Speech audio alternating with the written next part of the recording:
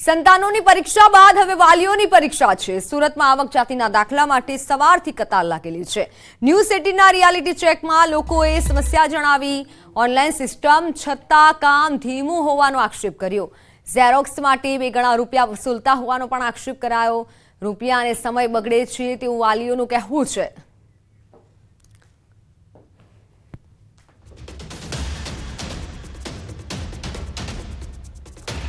સુરતથી મારી સાથે સંવાદદાતા કીર્તેશ જોડાઈ ચૂક્યા છે, જેમની પાસેથી વિગતો જાણીશું। કીર્તેશ, સુરતમાં હાલ કેવા દ્રશ્યો છે, વાલીઓનું શું કહેવું છે? કારણ કે આજે પણ તેવું જ છે કે સવારથી લાઈનમાં ઊભા છે વાલીઓ અને વિદ્યાર્થીઓ।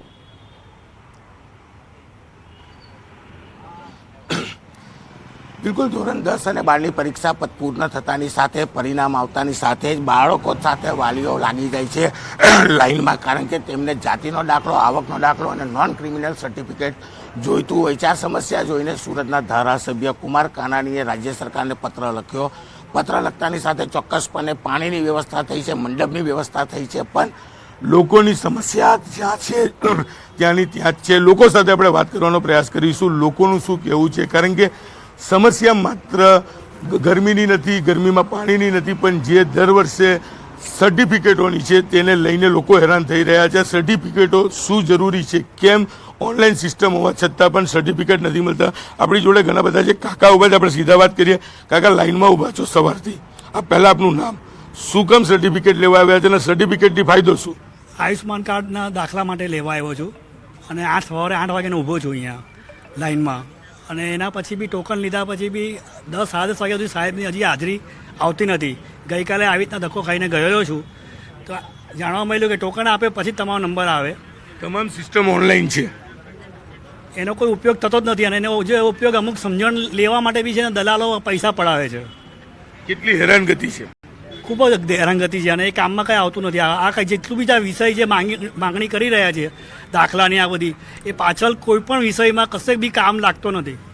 બિલકુલ, વિદ્યાર્થીઓ છે, આપ સર્ટિફિકેટ લેવા આવ્યા છો, કયું સર્ટિફિકેટ લેવા આવ્યા છે અને એનો ઉપયોગ શું?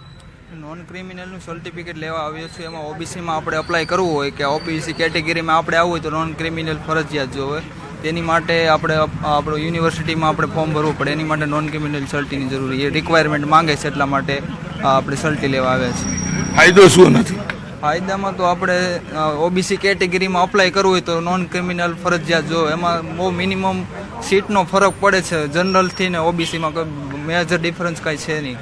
બિલકુલ, એક કાકા છે, કાકા તમે કોના સર્ટિફિકેટ માટે આવ્યા છે? આપનું નામ પહેલાં? મારું નામ રાજુભાઈ છે, અને છોકરીને ભણવા માટે કોલેજમાં એડમિશન લેવા માટે પહેલાં આવકનો દાખલો તે પછી નોન ક્રિમિનલ કરાવવો પડે, પછી એની માટે સ્કોલરશિપ લેવી હોય ને તો એની માટે હું અપ્લાય કરવા આવ્યો છું। સર્ટિફિકેટ પછી સ્કોલરશિપ મળશે એવું નક્કી?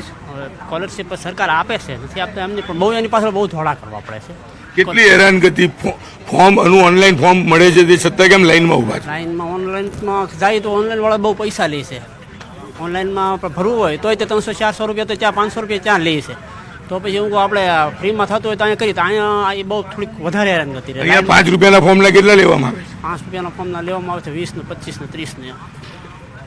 બિલકુલ, જોઈ શકાય છે મહિલાઓ પછી જે બેન, આપ કોનું સર્ટિફિકેટ લેવા આવ્યા છો? મારા છોકરીનું। શાનું સર્ટિફિકેટ?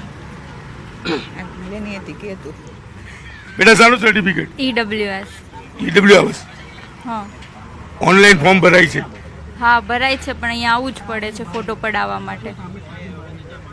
બિલકુલ, ડિજિટલ ઇન્ડિયાની જ્યારે વાત કરવામાં આવે છે, તમામ સિસ્ટમો ઓનલાઈન થાય છે, ત્યારે દ્રશ્યો જોઈ શકાય છે કે લોકો સવારે 5 વાગે, 4 વાગે, 6 વાગે, 7 વાગે આવીને ઊભા છે।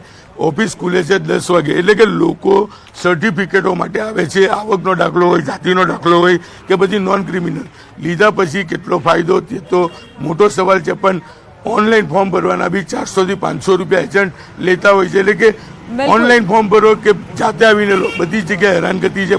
5 રૂપિયાના ફોર્મના 50 રૂપિયા લેવામાં આવે છે, 40 રૂપિયા લેવામાં આવે છે, 100 થી 150 રૂપિયાની ઝેરોક્સ કરવામાં આવે છે, એફિડેવિટના પૈસા ડબલ લેવામાં આવે છે। એટલે કે તમામ પ્રકારની હેરાનગતિ વચ્ચે લોકો સર્ટિફિકેટ જરૂરી હોય છે, તમામ સરકારી યોજનામાં માંગવામાં આવે છે, જેને લઈને લોકો સવારથી લાઈનોમાં ઉભેલા જોવા મળી રહ્યા છે। બિલકુલ કીર્તેશ, આભાર માહિતી બદલ।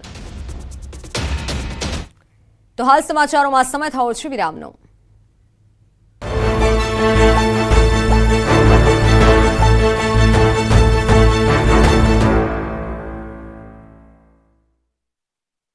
लुबी पंप्स, फ्लो नहीं फोर्स।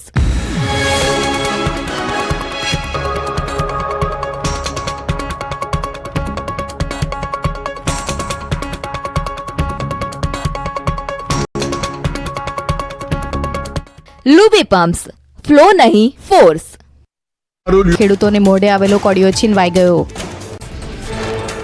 અમરેલી જિલ્લામાં કમોસમી વરસાદથી થયેલા નુકસાનને લઈને સહાયની માંગ। ભાજપ લોકસભા ઉમેદવાર ભરત સુતરિયાએ સીએમને લખ્યો પત્ર। બાબરા જીનિંગ મિલ જીઆઈડીસી ખેતીને નુકસાન મુદ્દે રજૂઆત કરી। કમોસમી વરસાદથી થયેલા નુકસાનનો સર્વે કરવા માંગ। કિસાન કોંગ્રેસના ચેરમેન પાલ આંબલિયાએ સીએમને પત્ર લખ્યો। સીએમ અને કૃષિમંત્રીને પત્ર લખીને સર્વેની માંગણી કરી। વરસાદ બાદ 48 થી 72 કલાકમાં સર્વેની કરી માંગણી।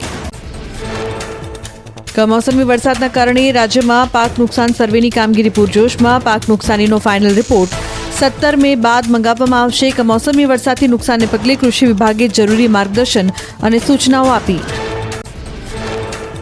રાજકોટમાં આજી 2 ડેમ 73.76 મીટર સુધી ભરાયો। સિંચાઈ વિભાગ તરફથી ડેમના નીચાણવાળા વિસ્તારોને સાવચેત રહેવા સૂચના અપાઈ। નીચાણવાળા ગામના લોકોને નદીના પટમાં ન જવા અપીલ કરાઈ। ડેમમાંથી ખેતી માટે સિંચાઈનું મળે છે પાણી। 15 જૂને ગુજરાતમાં થઈ શકે છે ચોમાસાનું આગમન। ચોમાસાને લઈને હવામાન વિભાગે વ્યક્ત કર્યું છે અનુમાન। 31 મેના રોજ કેરળમાં ચોમાસું બેસી શકે। હવામાન વિભાગે આવતીકાલે ઉત્તર ગુજરાત અને સૌરાષ્ટ્રમાં વરસાદની કરી છે આગાહી। બનાસકાંઠા, પાટણ, અમદાવાદમાં આવતીકાલે વરસાદની સંભાવના। ડાંગ, મહીસાગર અને દાહોદમાં પણ વરસાદની આગાહી। આવતીકાલે કચ્છ, સૌરાષ્ટ્રના તમામ જિલ્લામાં વરસાદની શક્યતા। ગુજરાતમાં રાબેતા મુજબ થશે ચોમાસાનું આગમન। ચોમાસાને લઈને પરેશ ગોસ્વામીનું અનુમાન। દેશમાં સામાન્ય કરતા 4 દિવસ વહેલું બેસી શકે છે ચોમાસું। મુંબઈ સુધી ચોમાસું વહેલું રહેશે। ગુજરાતમાં 14 કે 15 જૂને ચોમાસાનું આગમન।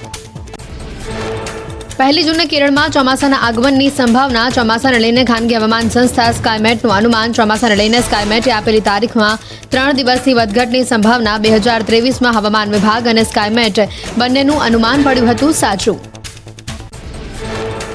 ખેડૂતો માટે આનંદના સમાચાર। દેશમાં વહેલું બેસી શકે ચોમાસું। હવે માત્ર 14 દિવસમાં કેરળમાં પહોંચી જશે ચોમાસું। હવામાન વિભાગે જાહેર કરી તારીખ। 31 મેના રોજ કેરળમાં ચોમાસું પહોંચવાનું જાહેર કરાયું અનુમાન। આવતીકાલથી વરસાદ અઠવાડિયું લઈ શકે છે વિરામ। હવામાન નિષ્ણાત અંબાલાલ પટેલે કરી આગાહી। વિરામ બાદ 24 મે થી 5 જૂન વચ્ચે ફરી ગુજરાતમાં વરસાદનો રાઉન્ડ આવશે। તોફાની પવન સાથે વરસાદના દ્રશ્યો જોઈને લાગે કે ચોમાસું આસપાસ છે। મોરબીમાં જોરદાર વાવાઝોડા જેવો પવન ફૂંકાયો। ભારે પવન ફૂંકાવાથી ઘણી જગ્યાએ પતરા ઉડી ગયા તો કેટલાક સ્થળોએ હોર્ડિંગ્સ પણ પવનમાં ઉડી ગયા। મિની વાવાઝોડાના દ્રશ્યો જુઓ। ભારે પવન ફૂંકાવાની સાથે કરા અને ધોધમાર વરસાદની તસવીરો સામે આવી।